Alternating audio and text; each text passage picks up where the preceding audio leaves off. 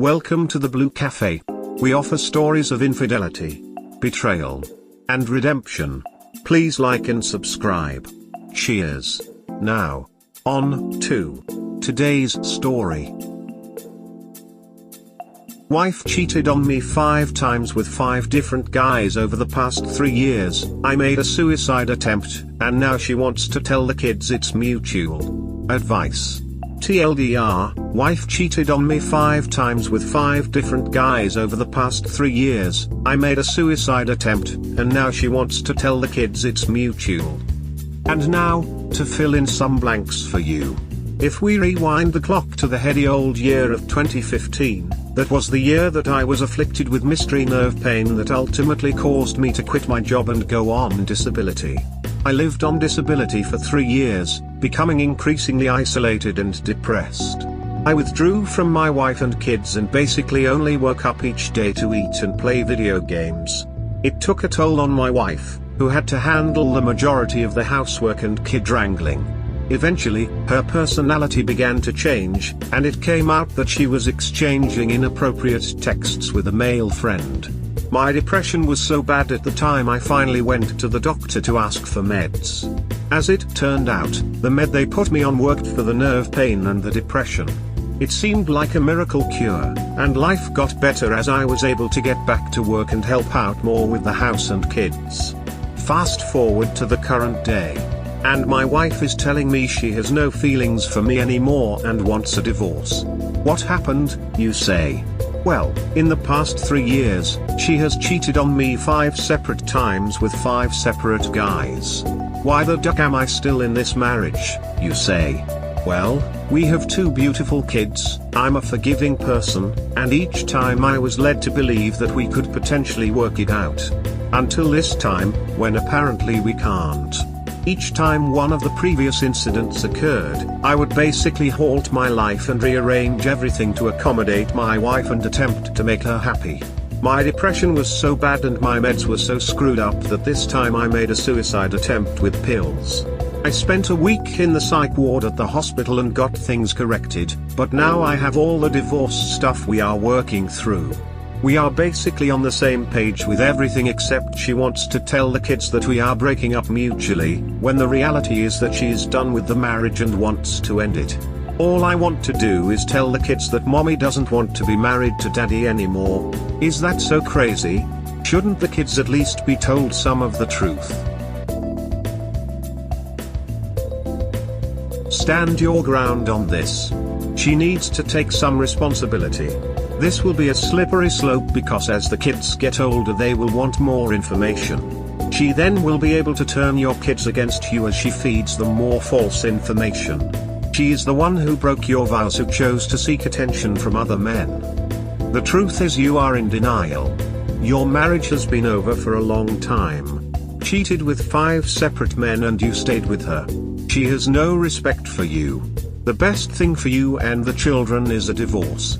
Will telling the kids this is all on mom help them feel better, or just you? After they are grown, it would be okay to tell them what she has done, but really, why do you want to stay in this marriage? Unhappy parents raise unhappy children. You should want this divorce more than she does. Respect yourself, then decide what is best for the kids as their parent, not a revengeful bits per second.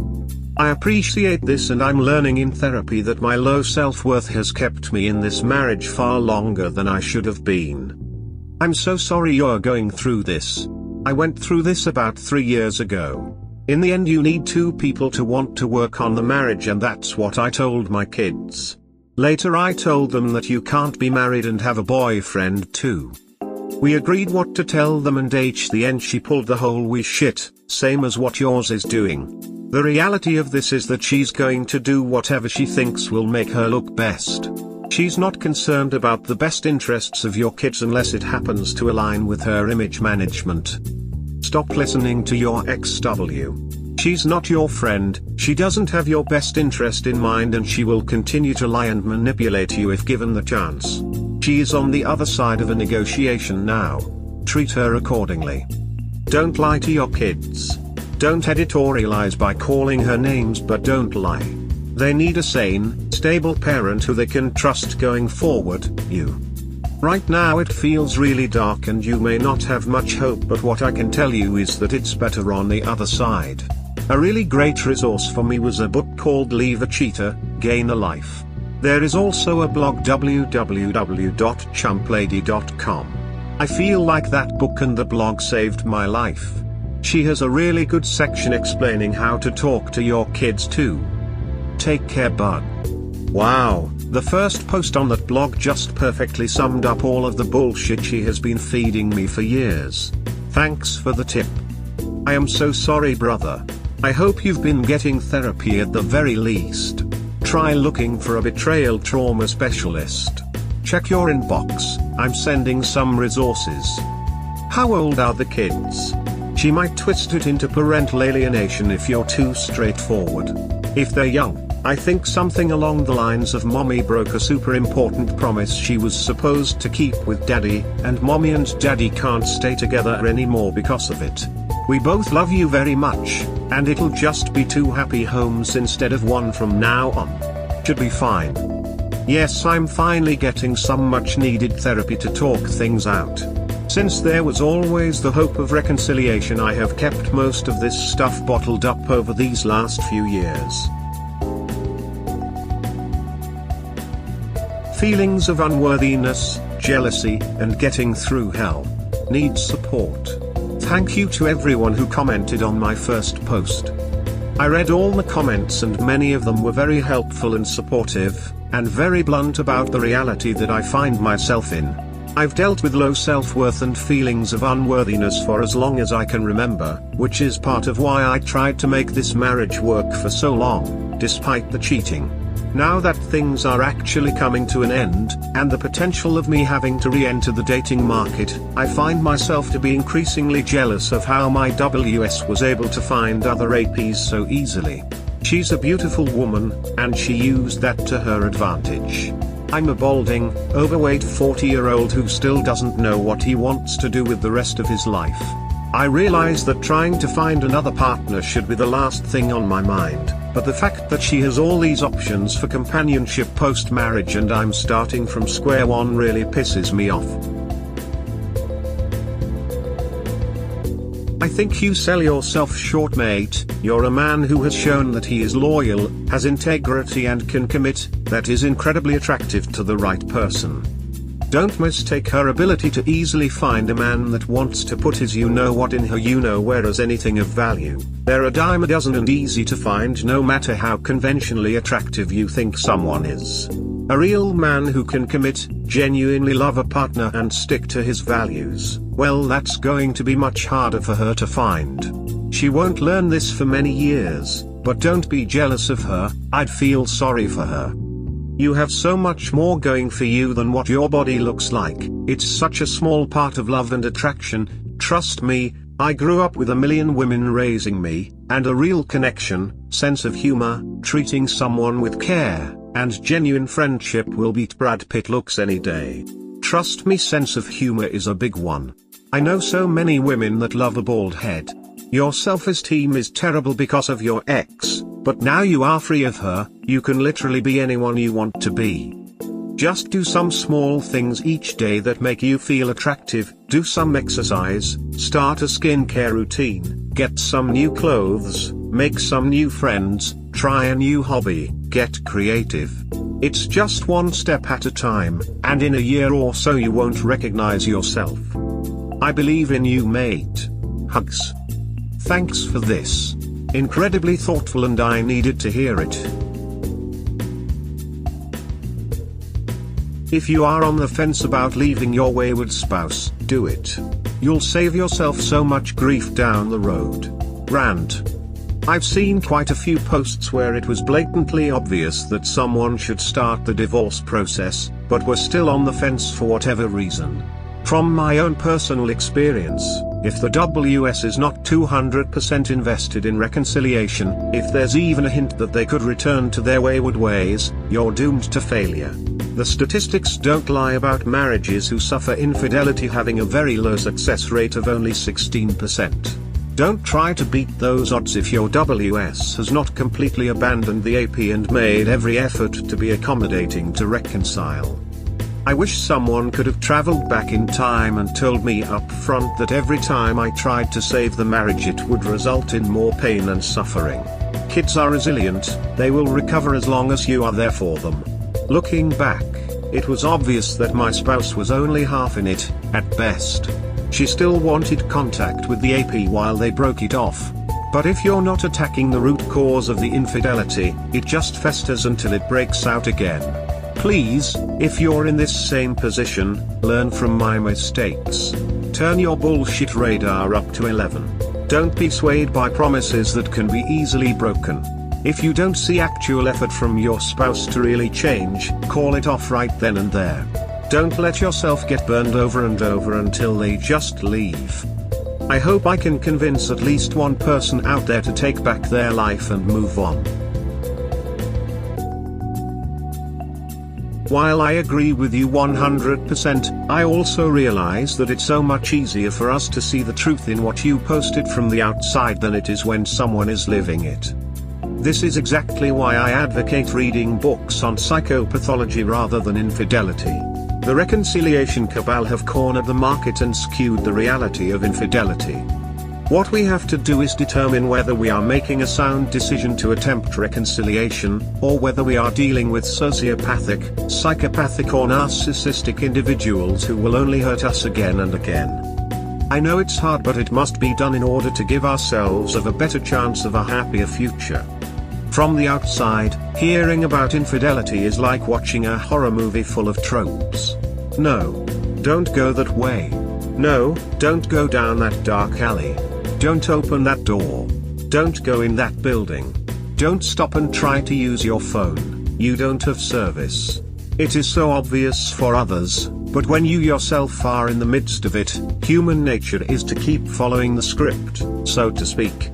That is so true, and that's why I made the post, to hopefully help someone see things objectively.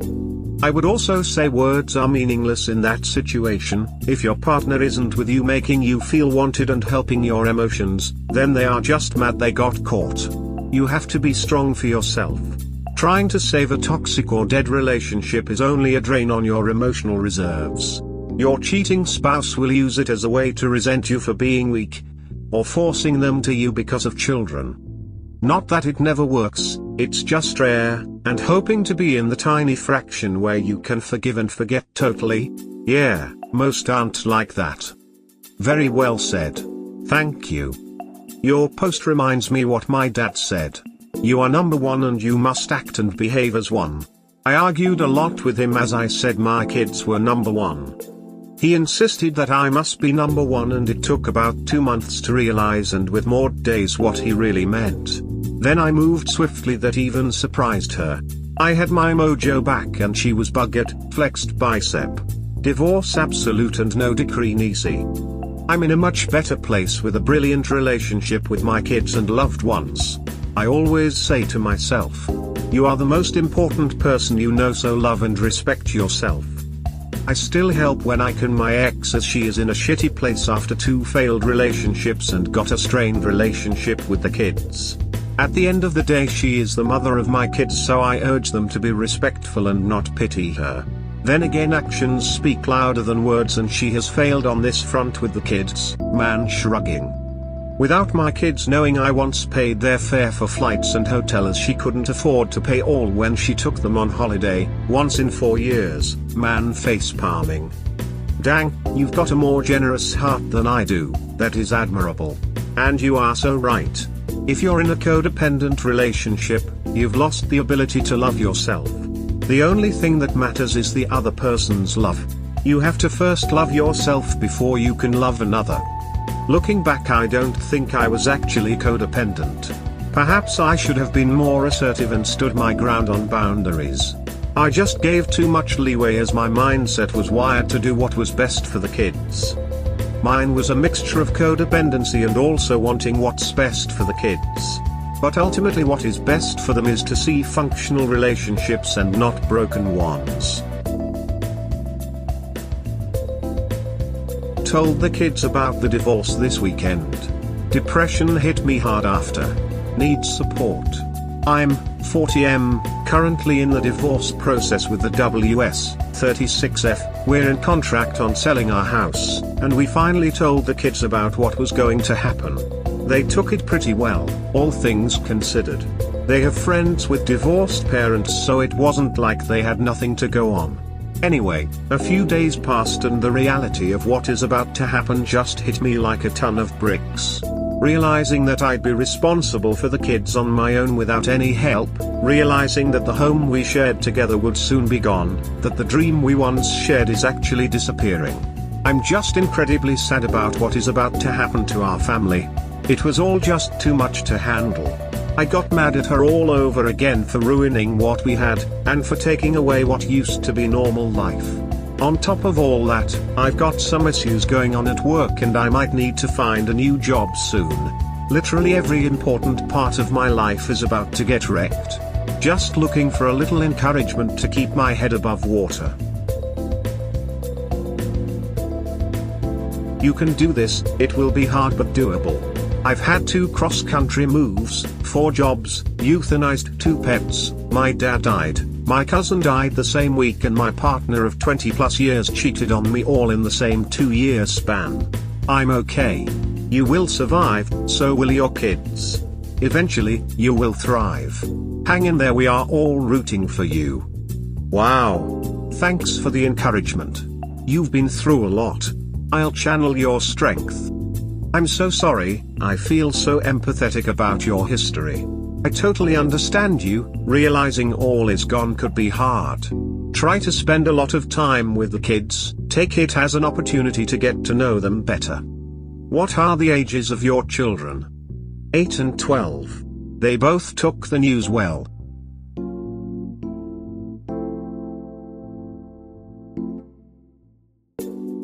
We hope you have enjoyed today's episode. Please comment, like and subscribe. Cheers. Have a wonderful day or night, wherever you are.